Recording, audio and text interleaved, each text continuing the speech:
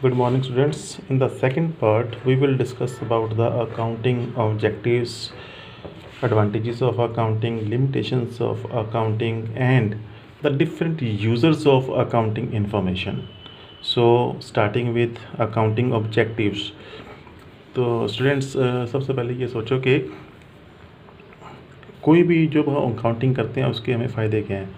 ठीक है, तो उसमें क्या है कि हमें क्या फ़ायदे हैं। सबसे पहले तो ये है कि हम हर एक चीज़ को याद नहीं रख सकते, तो हमें अगर रिकॉर्डेड होएगा तो क्या होएगा, हमारी मेमोरी फ्री रहेगी। सेकंड थिंग है कि to protect the business properties, कि इससे जो भी कोई ओनर है उसको पता होएगा कि मेरी खुद की एसेट्स कितनी हैं। एसेट्स मतलब उसकी जायदाद कितनी है, कितना कैश है, कितनी उसके पास फिक्स्ड एसेट्स हैं, मशीनरी है, फर्नीचर है, बिल्डिंग है, कितना उसके पास कोई और स्टॉक बचा हुआ है, कितने पैसे उसने किसी से लेने हैं, कितने पैसे उसने किसी को देने हैं। तो इससे क्या होएगा कि उसको पूरी कंप्लीट नॉलेज रहेगी, उसके साथ कोई भी फ्रॉड होने की जो संभावना है वो ख़त्म हो जाएगी। तो सेकंड पॉइंट क्या बन गया, to protect the business properties.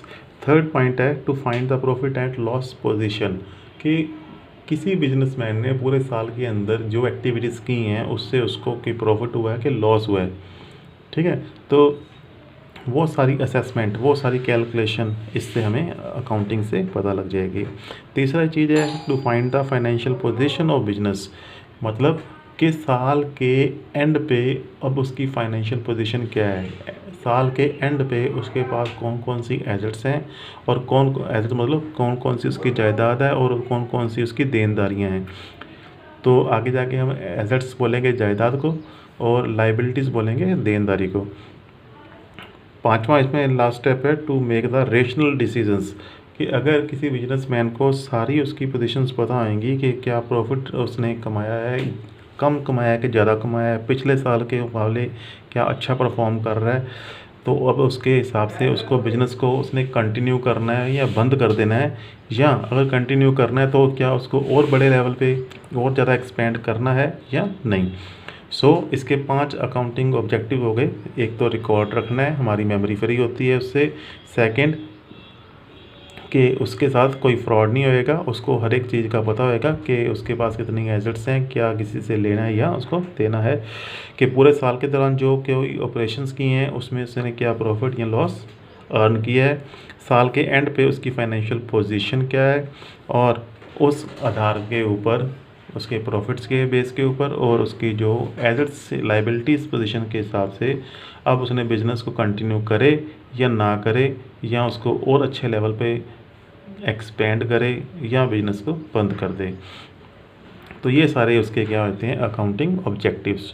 आगे जाके हमने सेकंड पार्ट में इसमें करेंगे हम कि what are the advantages of accounting, कि अकाउंटिंग की एडवांटेजेस क्या हैं। तो जो इसके हमने ऑब्जेक्ट्स पीछे किए हैं 5, तो वही सारे पहले 5 पॉइंट इसके क्या सेम आ जाएंगे, कि हमें इसके रिप्लेसमेंट ऑफ मेमोरी, मतलब मेमोरी हमारी फ्री रहती है, हमें याद नहीं रखनी पड़ती कोई भी चीज़, फ्रॉड्स को प्रिवेंट करती है, प्रॉफिट एंड लॉस की पोजीशन बताती है, financial position at the end बताती है, हेल्पफुल करती है प्लानिंग में या डिसीजन मेकिंग के अंदर। अब एक्स्ट्रा पॉइंट्स इसमें जो और हमें इसके बेनिफिट्स होते हैं वो क्या है, कि हेल्पफुल इन द डेब्ट कलेक्शन फ्रॉम द डेटर्स, कि जो हमने लोगों से पैसे लिए हैं, जिनको हमने उधार कोई सेल की है, तो उनसे किसने पैसे लेने हैं, तो इससे हमें वो हेल्प हो जाएगी। Helpful in raising the funds, इससे हमें फर्दर और लोन लेने में हेल्प होएगी बैंक से। कैसे, कि अगर हमारे पास अकाउंटिंग रिकॉर्ड्स बने होंगे, हम बैंक्स को अपने स्टेटमेंट्स दिखा सकते हैं कि हमने पिछले साल इतना प्रॉफिट अर्न किया है, उसके आधार पे बैंक हमें क्या दे देगा, इजीली लोन दे देगा। और टैक्स असेसमेंट, कि जितना हम प्रॉफिट कोई अर्न करते हैं उसके ऊपर सरकार को हमने जो टैक्स देना है उसकी सही कैलकुलेशन करके हम सरकार को जमा करवा सकते हैं। बिजनेस वैल्यूएशन, कि जो मेरा कंप्लीट बिजनेस है उसकी आज की डेट में कितनी वैल्यूएशन है, ये हम क्यों पता करेंगे। मान लो मैंने या तो अपना बिजनेस किसी को बेचना है पूरे का पूरा, या किसी और का चलता हुआ बिजनेस मैंने ख़रीदना है, तो उस केस में हमें बिजनेस की वैल्यूएशन की ज़रूरत पड़ती है। एविडेंस इन द कोर्ट, मान लो कि किसी के साथ में कोई हमारा डिस्प्यूट हो जाता है, तो उस केस में हम अपनी बुक्स को एज एन एविडेंस शो कर सकते हैं कोर्ट के अंदर। क्योंकि हमारी जो हर एक ट्रांजैक्शन है वो सपोर्ट की गई है with the bills and watchers, कि उसमें बिल लगे हुए हैं, वॉचर लगे हुए हैं, पूरे सबूत लगे हुए हैं। और लास्ट पॉइंट उसमें कंपैरिजन, कि जो हमने स्टेटमेंट्स बनाई हैं उसको हम कंपेयर कर सकते हैं पिछले साल की स्टेटमेंट से, कि whether we are doing good, better और नॉट। उसके आधार पे हमने, अच्छा, एक तो हम क्या कर सकते हैं, पिछले सालों के साथ में कंपैरिजन कर सकते हैं, इसको हम कहेंगे इंट्रा फर्म कंपैरिजन। दूसरा, हम इसी को किसी सेम बिजनेस, जो हमारे जैसा ही बिजनेस है, हमारे जितने ही लेवल का बिजनेस है, उसके साथ में कंपेयर कर सकते हैं कि हम उसके मुकाबले अच्छा परफॉर्म कर रहे हैं या नहीं। So these are the different advantages of accounting. अब आगे इसकी लिमिटेशंस में क्या करना है हमने, कि ऐसे क्या पॉइंट्स हैं जो अकाउंटिंग के अंदर इसकी जो ड्रॉबैक्स हैं। Number 1, ignore non monetary information, कि इसके अंदर हम कुछ ऐसे पॉइंट्स, जैसे मान लो कि मेरे पास जो फेथफुल और बड़ा लॉयल स्टाफ है, अब उसकी कोई इसमें हम वैल्यूएशन नहीं करते, इसको हम फिगर के अंदर नहीं बना सकते। सेकंड है टेक्निकल इनोवेशंस, कि हमारे पास कितनी ज़्यादा टेक्निकल इनोवेशंस हैं, कोई रिसर्च वर्क है या कुछ और है, या जो मनी की वैल्यू के अंदर चेंज आती है डॉलर के मुकाबले या किसी और फॉरेन करेंसी के मुकाबले, उसको हम अकाउंटिंग के अंदर कंसीडर नहीं करते। Now the second point, influenced by the personal judgement, के अकाउंटिंग के अंदर कई बार क्या होता है, कुछ काम जजमेंट के हिसाब से करने होते हैं। फॉर एग्जांपल, कोई मशीनरी है मेरे पास, एक किसी बिजनेस के अंदर तो उसका अकाउंटेंट कहता है कि ये मेरी मशीनरी चलेगी 10 साल, दूसरे का कहता है नहीं, ज़्यादा से ज़्यादा 8 साल चलेगी। और इसी के हिसाब से क्या होती है उसकी जो लाइफ है, किसी ने कम गिन ली, किसी ने ज़्यादा गिन ली, तो वो इससे क्या होता है कि हम जो डेप्रिसिएशन निकालनी है हमने एसेट्स के ऊपर, वो कम या ज़्यादा आ जाएगी। कोई बिजनेस उसको कम लगा रहा है, कोई उसको ज़्यादा लगा रहा है, तो इससे सभी की जो अकाउंटिंग प्रोसेस है सभी का वो एक समान नहीं रहता। उसके बाद थर्ड केस है इसमें, प्रोवाइड हिस्टोरिकल इन्फॉर्मेशन, कि जो भी हम इसमें अकाउंटिंग करते हैं उसके अंदर सिर्फ जो साल बीत गया उसी की इन्फॉर्मेशन है। अब जो बीत गया उसके अंदर हम इम्प्रूव कैसे करेंगे, वो तो साल बीत गया, बट अगर हमें मंथली इसका पता चलता रहे तो उसके अंदर इम्प्रूवमेंट कर सकते हैं। फॉर एग्ज़ाम्पल, मान लो कि मैंने साल का टारगेट रखा है कि मैं 12 लाख की सेल करूँगा, ठीक है, तो अगर साल के पूरे बीतने के बाद मेरे को पता लगे कि सेल तो सिर्फ 9 लाख की हुई है, तो अब मैं कैसे इम्प्रूव करूँ, ठीक है। बट अगर मेरे को इन्फॉर्मेशन मिलती रहे एवरी मंथ, उस केस के अंदर मैं उसमें इम्प्रूवमेंट कर सकता हूँ। मान लो मेरे को एक मंथ के बाद पता लग गया कि मेरी जो सेल है वो सिर्फ 80,000 की हुई है, then I will make more efforts to increase the sale. So it is a drawback that accounting provide historical information. Next, permit alternative treatment, कि कुछ केसेस के अंदर जो है अकाउंटिंग के हम डिफरेंट प्रोसीजर अडॉप्ट कर सकते हैं। कि मान लो कि मेरा जो साल के एंड पे क्लोजिंग स्टॉक बचा हुआ है, जो सामान बिकने से बच गया, उसकी वैल्यूएशन कैसे करें कि वो कितने का है। तो कुछ तो उसको लेते हैं एवरेज प्राइस के ऊपर, कुछ लेते हैं कोई स्टैंडर्ड प्राइस के ऊपर, कोई ले लेता है बेस्ड अपॉन द लीफो और फीफो। इसको हम डिटेल में आगे पढ़ेंगे। इसका मतलब यही है कि एक बंदे ने ये सोच लिया, कि एक बिजनेस ने तो ये सोच लिया कि जो मेरा माल बचा हुआ है कि वो जो लास्ट मंथ के अंदर मैंने लास्ट डेज़ के अंदर ख़रीदा था उसमें से बचा हुआ है, और दूसरा बिजनेस उसको ऐसे कंसिडर करता है कि ये जो बचा हुआ है वो मेरा फर्स्ट मंथ के अंदर जो ख़रीदा था मैंने माल उसमें से बचा हुआ है। तो उसके हिसाब से इसकी जो वैल्यूएशन है वो डिफरेंट हो जाती है। और फिफ्थ लास्ट पॉइंट है कि not disclose present value of business, कि बिजनेस की जो एक्चुअल आज की प्राइस है मार्केट के अंदर वो हमारी बैलेंस शीट शो नहीं करती। उसका कारण ये है क्योंकि जो हमने एसेट्स उसके अंदर लिखी हुई हैं, सारी जो मेरी संपत्तियां लिखी हुई हैं वो मैंने लिखी हुई हैं कि जितने पे मैंने ख़रीदी थी उसमें से हर साल डेप्रिसिएशन घटा के, पर जो वो वैल्यू आई है घटाने के बाद ज़रूरी नहीं है कि वो उसकी मार्केट प्राइस भी उतनी ही बनती हो। इस कारण से क्या होता है कि उसकी जो present value of business show नहीं होती।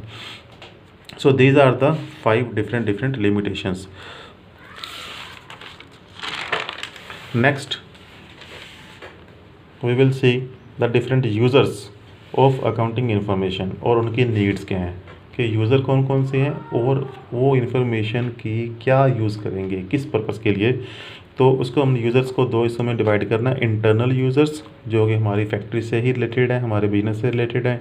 सेकंड एक्सटर्नल यूज़र्स कि जो हमारी फैक्ट्री से डायरेक्टली रिलेटेड नहीं है बट किसी न किसी तरीके से उनको कोई हमारी फैक्ट्री के साथ में काम पड़ता है। तो सबसे पहले इंटरनल यूज़र्स, तो वही हो गया कि जो उसका मालिक है, जो उसकी मैनेजमेंट है और उसके जो एम्प्लॉयज़ हैं।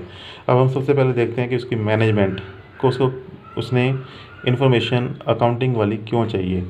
तो अब मैनेजमेंट के आगे अंदर उसमें क्या होती है, टॉप मैनेजमेंट, मिडिल मैनेजमेंट और लोअर मैनेजमेंट। टॉप मैनेजमेंट ने क्या करना है कि उसने फर्दर प्लानिंग बनानी है, पॉलिसी बनानी है, उसने सिलेक्ट करना है कि जो डिफरेंट प्रपोजल्स हैं उसमें से कौन सा बेस्ट है।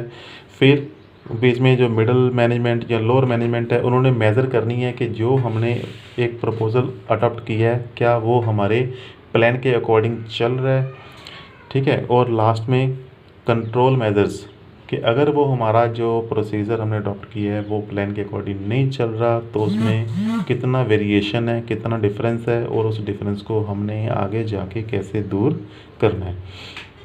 तो इसलिए मैनेजमेंट को क्या चाहिए, अकाउंटिंग इन्फॉर्मेशन। सेकंड पॉइंट है ओनर्स। ओनर्स जो अगर पार्टनरशिप फर्म है तो उसमें जो पार्टनर्स हैं वो उसके मालिक हैं, कंपनी है तो उसके शेयर होल्डर जो हैं वो उसके ओनर्स हैं। तो उनको इन्फॉर्मेशन क्यों चाहिए, ताकि उनके प्रॉफिट्स जो हैं उनको ज़्यादा से ज़्यादा मिले। तो पार्टनर्स इंटरेस्टेड हैं इन मोर प्रॉफिट्स और जो कंपनी है उसके शेयर होल्डर इंटरेस्टेड हैं in more dividend. Dividend is also a different name for the profits. Third one employees जो कि हमारे बिजनेस के अंदर वर्क कर रहे हैं, उनका क्या बेनिफिट है कि उनको ये होता है कि हमें सैलरी टाइम पे मिलती रहेगी, उसमें अलावा हमें कोई स्पेशल बोनस मिलते रहेंगे, क्या हमारी जॉब जो है सिक्योर रहेगी, कि क्या कंपनी के पास इतने फंड हैं कि वो लगातार हमें एडवर्स टाइम के अंदर भी पे कर सके। फॉर एग्ज़ाम्पल जैसे आजकल लॉकडाउन चल रहा है तो जो सिंपल फर्म्स हैं उनमें से कुछ कंपनीज जो हैं अपने एम्प्लॉयज़ को सैलरी देने में कैपेबल नहीं है तो उनको दिक्कत आ रही है। बट अगर वही फर्म जो है बहुत ज़्यादा हाई लेवल की हैं तो वो उनको ऐसी कोई दिक्कत सैलरी वगैरह की नहीं आएगी। अब आगे आ गया एक्सटर्नल यूज़र्स। एक्सटर्नल यूज़र्स में क्या आ जाएगा, क्रेडिटर्स। क्रेडिटर्स कौन होते हैं कि जिनसे हम उधार सामान खरीदते हैं या वो क्रेडिटर जिनसे हमने पैसा उधार लिया है। तो हमने इसको 2 कैटेगरी में डिवाइड किया, category for the goods and creditor for the finance. Creditor for the goods वो क्यों इंटरेस्टेड है कि उनको ये है कि क्या जो हमने उधार माल बेचा है कि उसके पैसे हमें मिल जाएंगे, टाइम पे मिल जाएंगे कि नहीं मिल जाएंगे। दूसरा क्रेडिटर फॉर द फाइनेंस कि जिनसे हमने पैसे लिए हैं, फॉर एग्ज़ाम्पल बैंक या पब्लिक, उनको भी ये है कि क्या हमारे जो पैसे हैं विद इंटरेस्ट हमें मिल जाएंगे, सिक्योर हैं। उसके बाद सेकंड पॉइंट है इन्वेस्टर्स कि जिन्होंने फर्म के अंदर या कंपनी के अंदर इन्वेस्ट किया हुआ है और जिन्होंने इन्वेस्ट किया हुआ है और या जो अभी प्लान कर रहे हैं कि हमने इन्वेस्टमेंट करनी है। तो both are interested in the accounting information to जज द प्रॉफिट अर्निंग कैपेबिलिटी कि कंपनी जो या फर्म जो है क्या अच्छी तरीके से प्रॉफिट अर्न कर रही है, फ्यूचर में हमें मैक्सिमम प्रॉफिट्स देंगे कि नहीं देंगे। तो इस कारण से वो इंटरेस्टेड हैं। तीसरा आ गया टैक्स अथॉरिटीज़। टैक्स अथॉरिटीज़ जो है सरकार की, वो जानना चाहती हैं कि जो बिजनेस ने पैसे कमाए हैं उसके ऊपर जो उनकी कैलकुलेशन है वो सही की है या नहीं की। और उसके बाद आ गया कंज्यूमर्स। कंज्यूमर्स क्या है, जो कि किसी फर्म का जो सामान है वो यूज़ करते हैं।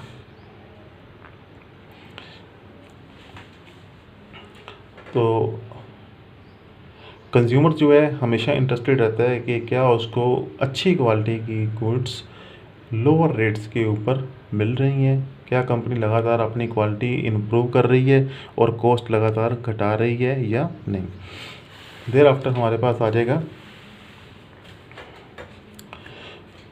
पोटेंशियल एम्प्लॉयज़, कि कुछ ऐसे एम्प्लॉयज़ जो अभी हमारे बिजनेस में वर्क नहीं कर रहे पर हमारे बिजनेस को ज्वाइन करने की सोच रहे हैं, तो वो भी इंटरेस्टेड है ये देखने में क्या बिजनेस अच्छे प्रॉफिट्स कमा रहा है, क्या वो हमें एक लंबे समय में एक सिक्योर जॉब दे सकते हैं या नहीं।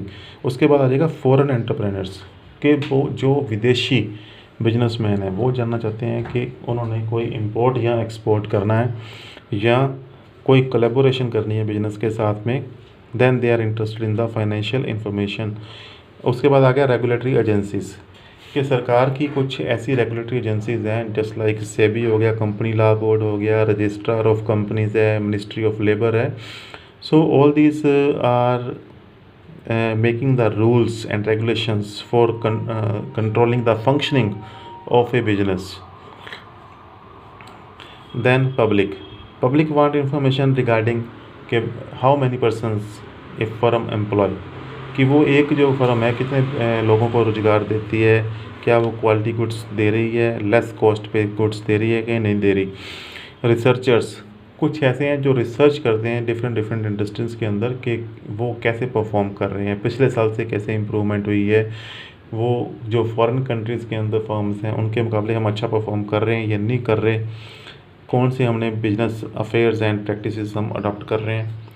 प्रिंट मीडिया मींस कि जो भी हमारा टीवी चैनल या न्यूज़पेपर वगैरह हैं तो वो न्यूज़ को पब्लिश करते हैं रिगार्डिंग द अचीवमेंट्स, कि हमारे बिज़नेस की क्या क्या अचीवमेंट्स हैं, हमारे बिज़नेस की क्या क्या प्रॉब्लम्स हैं और हमारे बिज़नेस के क्या क्या आगे फ्यूचर में प्रॉस्पेक्ट्स हैं।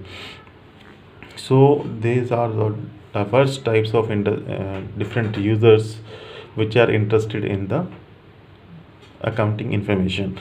Then qualitative characteristics of accounting information, कि कोई भी जो अकाउंटिंग इन्फॉर्मेशन है उसकी क्या क्या क्वालिटीज़ होनी चाहिए। तो क्वालिटीज़ के अंदर हमने देख लेना है उसका कि फर्स्ट ऑफ ऑल हमारा जो सारा स्ट्रेस है अकाउंटिंग इन्फॉर्मेशन का उसके अंदर वो होनी चाहिए ट्रू एंड फेयर, कि उसमें कोई भी चीज़ छुपानी नहीं है, हर एक चीज़ को हमने उसके अंदर डिस्क्लोज़ करना है ताकि उसका जो यूज़र है उसको ध्यान से पढ़ भी सके, समझ सके और उसके बेस के ऊपर अपना एक सही डिसीज़न ले सके। तो उसमें ऐसी इन्फॉर्मेशन में क्या क्वालिटी होनी चाहिए, रिलायबिलिटी, कि वो बिल्कुल एक्यूरेट हो, कंप्लीट हो, फेथफुल हो, free from the bias and verifiable from the source documents, तो बिल्कुल मतलब रिलायबल हो। दूसरा रेलेवेंट, कि वो डिफरेंट यूज़र के हिसाब से बनी हो, कि मान लो क्रेडिटर जानना चाहता है तो क्रेडिटर के हिसाब से उसको इन्फॉर्मेशन मिल जाए, अगर गवर्नमेंट के हिसाब से सोचें तो गवर्नमेंट एजेंसी को जिस तरह की इन्फॉर्मेशन चाहते हैं वो सारे उसमें मिल जाती हो। उसके बाद क्या है, अंडरस्टैंडेबिलिटी, कि जो भी कोई अकाउंटिंग इन्फॉर्मेशन है उसको हमने सिंपल टर्म्स के अंदर ऐसे ही बनाना है ताकि उसका जो यूज़र है उसको ईज़िली समझ सके। और उसके बाद है कंपेरेबिलिटी, कि उसको हम इन्फॉर्मेशन को कंपेयर कर सकें कि उसी कंपनी के पिछले सालों के साथ या उस जैसी किसी और कंपनी के साथ। ठीक है, तो अगर एक ही कंपनी का पिछले सालों के साथ में हम कंपैरिजन करते हैं तो उसको हम कहते हैं इंट्रा फर्म, और अगर एक फ़र्म का किसी दूसरी सिमिलर फर्म के साथ में कंपैरिजन करते हैं उसको कहते हैं इंटर फर्म कंपैरिजन। तो आज के लिए स्टूडेंट्स इतना ही। Okay, thank you.